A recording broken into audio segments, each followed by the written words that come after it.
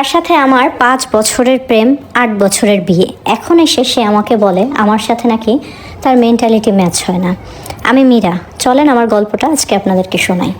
বাড়ির সবার ছোট মেয়ে ছিলাম। ছোটবেলা থেকেই সবার খুব আদরের। বাবা মার সংসারে অভাব অনটন তেমন কিছু কখনো দেখিনি। তবে একটা জিনিস দেখতে দেখতে বড় হয়েছে, যেটা মাথার মধ্যে একদম গেঁথে ছিল, সেটা হচ্ছে আমার বড় বোন 6 মাস প্রেম করে একজনকে বাসা থেকে পালিয়ে গিয়ে বিয়ে করছে। বিয়ে করার পরে তাকে রেখে তার হাজব্যান্ড, তার 2টা বাচ্চা হওয়ার পরে তার হাজব্যান্ড আবার আরেকটা বিয়ে করছে।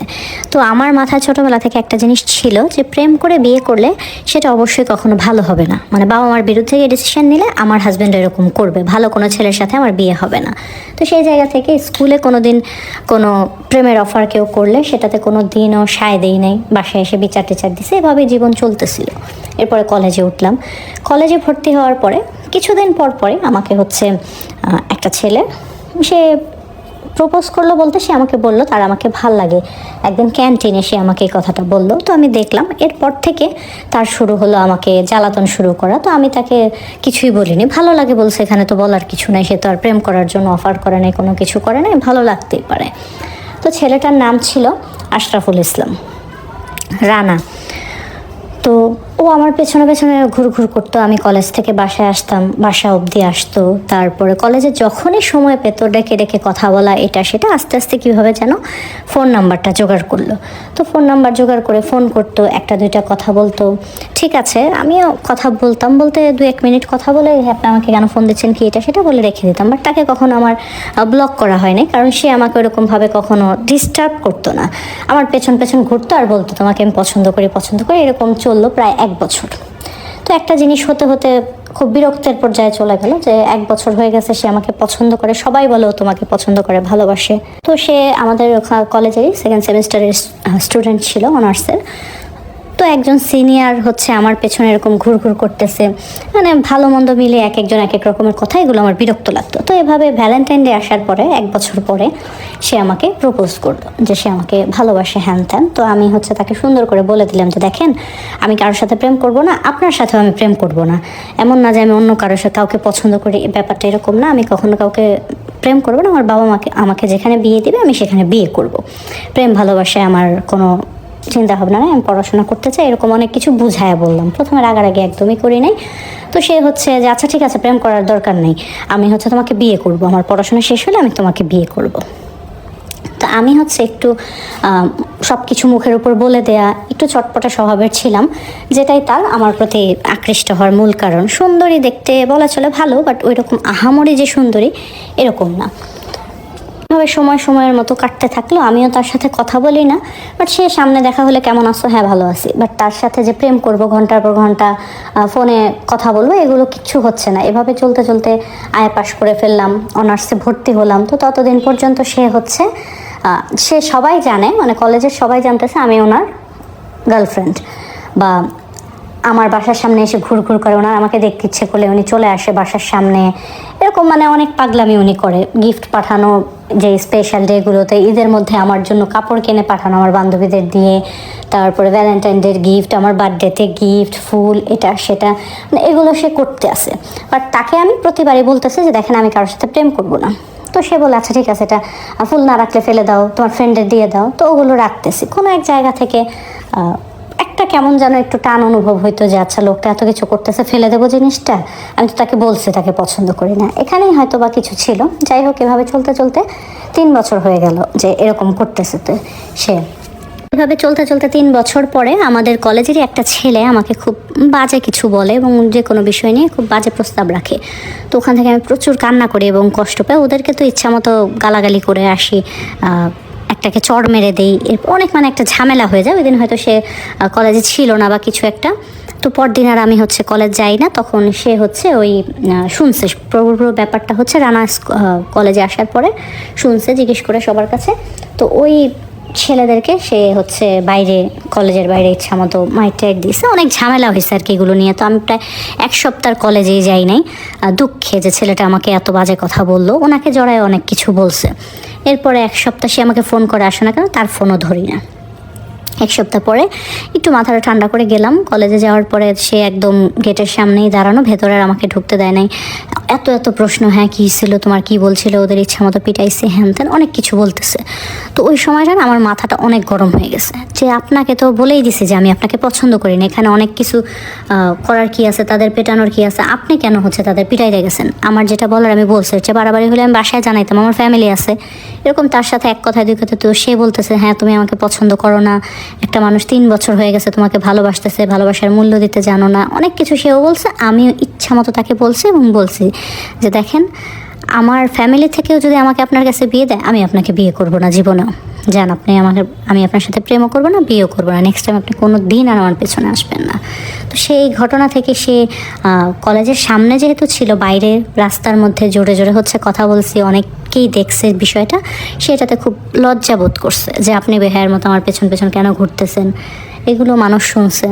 তো আমি তো চলে আসছি ওই দিন রাত্রের বেলা। হঠাৎ করে আমার এক ফ্রেন্ড আমাকে ফোন দিছে, ফোন দিয়ে বলতেছে যে এরকম এরকম রানা ভাই তো হসপিটালে। তো সে হসপিটালে কী হয়েছে, আমি ভাবছি যে হয়তো কেউ মাইটার দিছে, ওই ছেলেদের যেহেতু মারামারি করছে এরকম। তো কী হয়েছে, তো ও বলতেছে যে কী হয়েছে সেটা তো বলতে পারি না, ওর ছোটো ভাইয়ের সাথে হচ্ছে আমার ওই ফ্রেন্ডের আবার ফেসবুক ফ্রেন্ড, তারা যে কোনো কিছু ওখান থেকে ও শুনতে পাইছে। তো আমি আর ফোন দিই না, যে ঠিক আছে হসপিটালে ভর্তি থাকতেই পারে, তার ফ্যামিলি মেম্বার আছে, তারা খোঁজ খবর নেবে, আমি কেন ফোন দিব। এরপরে আমার সেই ফ্রেন্ড আবার সকালে আমাকে জানাইলো সে নাকি নিজেকে শেষ করে দিতে চাইছে, এরকম কিছু একটা, সে খুবই অবস্থা খারাপ, সে হসপিটালে ভর্তি এরকম। তো সকালবেলা তার ফোন থেকে আমার ফোনে একটা ফোন আসছে। তো আমি ভাবলাম লোকটা হসপিটালে ভর্তি, আচ্ছা ঠিক আছে একটু ফোনটা রিসিভ করি। তো ফোন রিসিভ করার পর ও পাশ থেকে একটা মহিলা কথা বলতেছে। তো আমি মহিলা কণ্ঠ পেয়ে সালাম দিলাম, জিজ্ঞেস করলাম যে কে বা কী অবস্থা। তখন সে বলতেছে যে তুমি আমার ভাইটার সাথে এরকম কেন করতেছো, তোমার ভাল লাগে না, ঠিক আছে তুমি তো আগেই বলে দিতা, 3 বছর যাবত ও তোমার পেছন পেছন ঘুরতেছে হ্যান ত্যান। তো আমি বলি আপনার ভাইকে আমি অনেক আগেই বলে দিছি তাকে আমি পছন্দ করি না, এখন সে যদি আমার পেছন পেছন ঘুরে আমি কি করব। আপনার ভাইকে আপনি সামলে রাখতেন, তো কেন হচ্ছে করবা না। আমার ভাই মানে আমাকে জিজ্ঞেস করতেছে কী কারণে তার ভাইকে আমি পছন্দ করি না, যথেষ্ট পরিমাণ দেখতেও সে ভালো ছিল। তো আমি বললাম যে এরকম, তাকে আবার ডিটেলসে বিষয়টা বললাম যে আপু এরকম এরকম আমাদের ফ্যামিলিতে আমার বড় আপু এরকম করছে, সেটাতে আমার ফ্যামিলির সবাই তার উপরে নাড়াচ্ছিল এবং শেষ মুহূর্তে গিয়ে তার সংসারটা এরকম নড়বড়ে হয়ে গেছে। এখন আমি আবার এরকম কোনো ভুল করতে চাই না, আমার বাবা মাকে যেখানে বিয়ে দেবে আমি সেখানে বিয়ে করব। তোর বড় আপু হচ্ছে আমাকে তখন বললো কি তোমার কি আমার ভাইকে ভালো লাগে না। আমি বলি হ্যাঁ সে মানুষ হিসেবে ভালো, দেখতেও তাকে ভালো, কিন্তু আমার বাবা মার বাইরে গিয়ে আমি কখনো কিছু করতে পারবো না, আর প্রেম ভালোবাসা আমি করবো না কখনো। তখন সে বলে ঠিক আছে তাহলে আমরা যদি তোমার বাসায় বিয়ের প্রস্তাব পাঠাই তখন। আমি আর কিছু বলি নাই, আমি বলি সেটা পরেরটা পরে, আমি এখন পড়াশোনা করতেছি, এখন এসব নিয়ে আমি ভাবতে চাচ্ছি না, বলে ফোনটা রেখে দিই। তো আমার ওই যে ফ্রেন্ডরা ছিল ও আমাকে বারবার বলতেছে চল একদিন একটু দেখে আসি লোকটাকে, এত অসুস্থ হ্যান ত্যান। তো আমি বলি আচ্ছা ঠিক আছে চল যাই। কোথাও একটা তো খারাপ লাগা কাজ করতেছিল একটু একটু, 3 বছর যাবত একটা মানুষ এরকম করতেছে, আর আমি তার সাথে খারাপ ব্যবহার করার কারণে সে এরকম করছে, সেটা আমার জন্য মানে আরও খারাপ লাগার বিষয় ছিল। গেলাম হসপিটালে, যাওয়ার পরে সে জাস্ট আমার হাত ধরে কান্না করে দিছে, তুমি এরকম করো না, তুমি এখানে তুমি আমার সাথে সম্পর্কে কোনো কিচ্ছু করতে হবে না, তুমি জাস্ট বলো তুমি আমাকে হ্যাঁ পছন্দ করো, আমার পড়াশোনা শেষ হলে আমি চাকরি নিব, এরপরে আমি হচ্ছে তোমার বাসায় বিয়ের প্রস্তাব পাঠাবো, পারিবারিকভাবে আমাদের বিয়েটা হবে, তোমার প্রেম করতে হবে না আমার সাথে। তো তার বোনও সেম কথা বলতেছে। তো কীভাবে আমি বললাম যে আচ্ছা ঠিক আছে দেখি, ওখান থেকে দেখি বলে চলে আসলাম। এরপরে সে সুস্থ হইলো, 1-1.5 মাস পর থেকে সে আমাকে একটু একটু করে ফোন করে। তো আচ্ছা ঠিক আছে আমি একটু ফোনে কথা বলি। ওখান থেকে না আমার একটা দুর্বলতা চলে আসলো তার প্রতি, যে আচ্ছা লোকটা আমার জন্য হচ্ছে নিজেকে শেষ করে দিতে চাইছে, মানে সে আমাকে এতটা ভালোবাসে। এই জিনিসটা ওই সময় ম্যাচিউর ছিলাম, তারপরেও কোথাও একটা খুব ভালো লাগছে যে আমার জন্য কেউ এতটা করতেছে, তাহলে লোকটাকে কেন আমি কষ্ট দিতেছি, এরকম একটা কিছু। তো ওইখান থেকে একটু একটু কথা বলতে বলতে প্রতিদিন দেখা হচ্ছে, এরকম করতে করতে প্রায় 6 মাসের মতো একটু একটু চললো। এরপরে কোথাও একটা আমি তাকে হ্যাঁই করে দিলাম, সে আমাকে আবার প্রপোজ করলো একদিন একটা রেস্টুরেন্টে। তো আমি ওই দিন তাকে হ্যাঁ বলে দিলাম যে হ্যাঁ ঠিক আছে আমি রিলেশনে যেতে পারি। তো যেরকম তার ফ্যামিলির সবাই আমাকে চিনতো, সবাই জানে যে আমার সাথে তার রিলেশন, সে আমাকে বিয়ে করবে, এবং তার ফ্যামিলিও আমাকে খুব পছন্দ ছিল। তার বাবা আমাদের তার হচ্ছে ছোট ভাই খোঁজ খবর নিছে, তার বোনকে জানাইছে, তার বোন বলছে খোঁজ খবর নিয়ে দেখতে, সব কিছু নিছে যে না আমাদের ফ্যামিলিও ঠিক আছে, কোনো প্রবলেম নাই। তো তো এভাবে হচ্ছে চলতে থাকলো। চলতে চলতে তার যখন অনার্স কমপ্লিট হয়ে গেল তখন সে চাকরি খুঁজবে বা মাস্টার্সে ভর্তি হবে, এরকম কিছু হুট করেই তার এক কাজিন হচ্ছে থাকে রোমানিয়াতে, ওইখানে সে চলে যাবে। হঠাৎ করে সে মানে বিদেশ চলে যাবে। তো বিদেশ চলে যাবে কেন, তার তো প্ল্যানিং ছিল সে বাংলাদেশে থাকবে, চাকরি করবে, আমাকে হচ্ছে বিয়ে করবে। এখন সে হচ্ছে দেশের বাইরে চলে যাবে। তো দেশের বাইরে চলে যাবে, তার ফ্যামিলি থেকেই বলতেছিল তাকে আসলে ওখানে খুব ভালো স্যালারির ভালো একটা জব পাইছে, যাই হোক ওখান থেকে এরকম বলতেছিল, ভালো একটা ভিসা আছে। তো তার ফ্যামিলিও চাচ্ছিল সে চলে যাক। তো ফ্যামিলি থেকে তাকে যখন বলা হয়েছে বিদেশ পাঠিয়ে দেবে, তখন সে হচ্ছে শর্ত রাখে যে আচ্ছা ঠিক আছে, আমাকে হচ্ছে তাহলে মীরার সাথে বিয়ে দিয়ে দাও, ওকে আমি বিয়ে করে রেখে তারপরে আমি যাব। আমি রেখে গেলে ওর অন্য কোথাও বিয়ে হয়ে যাবে, ওর বাবা মা যদি ওকে বিয়ে দিয়ে দেয় ও বিয়ে করে ফেলবে। তো এইরকম যখন হচ্ছে সে বলছে, তো তার ফ্যামিলিও পছন্দ করতো, আমাকে রাজি ছিলই সবাই। তার বাবাকে জানাইছে, তার বাবা জানানোর পরে আমাকে ফোন দিছে, তার মা আমাকে ফোন দিছে, ফোন দিয়ে বলতেছে এরকম এরকম, ও তো এগুলো বলতেছে, এখন হচ্ছে আমরা তোমাদের বাসায় আসতে চাই, তুমি কি বলো?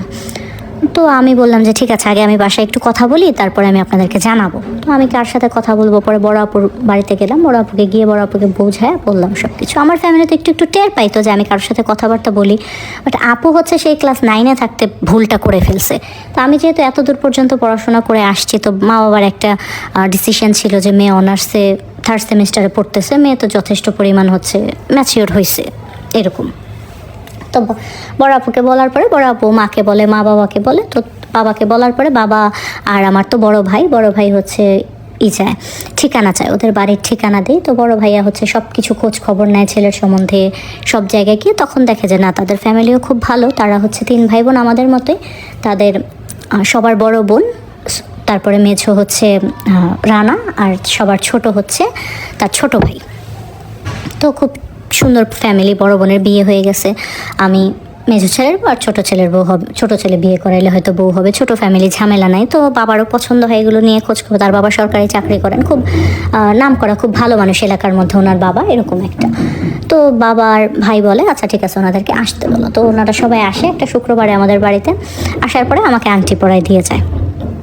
সেখান থেকে হচ্ছে পারিবারিকভাবে সম্পর্কটা ঠিক হয়ে যায়, এবং আমার যে শাশুড়ি উনি বলেন যে খুব দ্রুত হচ্ছে আমরা ওদের কাবিনটা করাই ফেলাই, আত্মীয় স্বজন তেমন কাউকে এখন বলার দরকার নেই, ওরা আসলে ও 1-1.5 বছর বাদ, পরজোর 2 বছর পরে ও আসলে আমরা হচ্ছে বড় করে অনুষ্ঠান করে মেয়েকে উঠাই নেব। তো ওদের ফ্যামিলি থেকে ওর মামা, মানে ছেলে মানুষ যারা আছে, মামা, খালো, ফুপা, চাচা, তারা কিছু 10-12 জন মানুষ আসে, আমাদের ফ্যামিলির এরকম 15-20 জন মানুষ, তাদের মাঝখানে এমনিতেই হচ্ছে নর্মালি আমি একটা 3 পিস পরে আমার কাবিন হয়ে যায় ঘরে রানার সাথে। এখনও আমার মানে বউ সাজটা ওরকম কিচ্ছু না, নর্মালি হচ্ছে আমার কাবিনটা হয়ে যায়। এবং কাবিন হওয়ার পরে সে তো তার সাথে আমার আগে এরকম একটা কথা ছিল যে এরকম এরকম তুমি তো হচ্ছে চলেই যাবা, তো তুমি চলে আসলে তারপরে হচ্ছে আমরা আমাদের রিলেশনটা কন্টিনিউ করব, নতুন করে বউ সাজবো, বাসর ঘর সাজাবে, তারপরে না বিয়ের অন্যরকম একটা সৌন্দর্য আসবে। এখন হচ্ছে বিয়েটা হয়ে গেছে, ঠিক আছে। তো সে প্রথমে তো বলে এটা ঠিক আছে, ওই দিন চলে যায় বিয়ের দিন। এরপরে আস্তে আস্তে তার এটা ভালো লাগতে থাকে না, আচ্ছা ঠিক আছে হ্যান ত্যান, বাসা থেকে অনুমতি চেয়ে সে যখন তার সব কিছু ঠিক হয়ে যায়, মানে পুরো ভিসা টিসা সব কিছু ঠিক হয়ে যায়, একটা ডেট দেয় যে ওনার যাওয়ার, টিকিট কাটছে ওই দিনে। তো ওইটার 3-4 দিন আগে আমরা হচ্ছে কক্সবাজার যাই, 2 দিন 2 রাত হচ্ছে আমরা কক্সবাজার থেকে আসি 2 জন, ওই 2 রাতেরই আমার সংসার তার সাথে। এরপরে সে চলে যায় রোমানিয়াতে, আর আমি হচ্ছে আমার মতো পড়াশোনা করতে থাকি। আমাদের ফোনে কথা হতো, তো প্রায় 6 মাস 1 বছর মোটামুটি মানে আগের মতোই। সে আমার জন্য যতটুকু পাগল ছিল সেম পাগলামি করতো, এরকম ফোন না দিলে আমি খাইছি কি না কি করছি সে অস্থির হয়ে যাইতো। কাজ থেকে এসে সবার আগে মানে অফিসে যাচ্ছে তো গাড়িতে বসে আমাকে তার সাথে ভিডিও কলে থাকতে হইতো, এরকম অনেক অনেক পাগলামি সে 1 বছর পর্যন্ত করলো। 1 বছর পরে হঠাৎ করে সে আমাকে বলতেছে যে এখানে যারা যারা থাকে সব ফ্রেন্ডরা মিলে তারা কোথাও একটা ওই জায়গারই কোথাও কোনো একটা জায়গার কথা বললো যে ট্যুরে যেতেছে। তো সে আমাকে ওরকমভাবে ফোন টোন দিতে পারবে না, 15 দিনের মতো সে এরকম অফ থাকবে, মেসেজ করবে, জানাবে সে আমাকে। তো আমিও ঠিক আছে, ফ্রেন্ডের সাথে ঘুরে, সে দেশে থাকতে এত ঘোরাফেরা করছে, ওখানে গেছে, ওখানে তার আবার নানু বাড়ির যে কাজিনরা সবাই হচ্ছে ছিল 4-5 জন, তো সেই জায়গা থেকে। তো আমি বললাম যে আচ্ছা ঠিক আছে। তো সেখান থেকে ওই ট্যুর থেকে আসার পরে তার মধ্যে কেমন যেন আমি একটা পরিবর্তন ফিল করতেছি। সে আমাকে সেই মানে জোর করে যে আমার সাথে কথা বলার একটা ব্যাপার। আমি হচ্ছে ফোন করতাম, ঠিক আছে, তারপরে সে যে আরে না আমি একটু এটা করি, তুমি লাইনে থাকো, আমি রান্নাটা করতেছি, বা এরকমভাবে না এই জিনিসগুলো কেমন যেন আস্তে আস্তে নড়বড়ে হয়ে গেছে। তো আমিও নিজেকে বোঝাইতে থাকলাম, আচ্ছা ঠিক আছে, সারাদিন কাজ করে আসে, সে তার যথেষ্ট পরিমাণ ইনকামও ভালোই ছিল, তো সব কিছু গোছাচ্ছিল। এরকম করতে করতে কথাবার্তা চলতে চলতে কিন্তু আমি 1 বছর পরেই তার পরিবর্তনটা আমি কিন্তু সে 1 বছর পরই টের পেয়ে গেছি। তো 1 বছর পর আমার শ্বশুরবাড়ি থেকে যে আমার ননাস বা শাশুড়ি, সে তারা আমাদের বাসায় আসতো মাঝে মাঝে, আমি ওখানে গিয়ে থাকতাম। তো খুব সুন্দর, তাদের সাথে কোনো অভিযোগ নেই, খুব সুন্দর সম্পর্ক চলতেছিল এভাবে। তো 2 বছর চলে গেল, ও বিদেশ গেছে 2 বছর চলে। 2 বছর চলার পরে হচ্ছে আমার ননাস বলতেছে যে তুই হচ্ছে চলে আয়, আমরা বিয়ের অনুষ্ঠানটা করি, ওকে উঠায় নিয়ে আসি বাড়িতে। 2 বছর হয়ে গেছে, মেয়েটা এভাবে আর কতদিন থাকবে, ওরও তো পড়াশোনা শেষ, মাস্টার্স করলে করলো, না করলে নাই, তুই চলে আয়। তো তখন সে বলতেছে হ্যাঁ আসবো, দেখি, এখন না, আর 6 মাস যাক। এরকম 8-6 মাস, 2 মাস, 4 মাস করতে করতে একটা সময় 4টা বছর হয়ে গেল, সে আর আসতেছে না।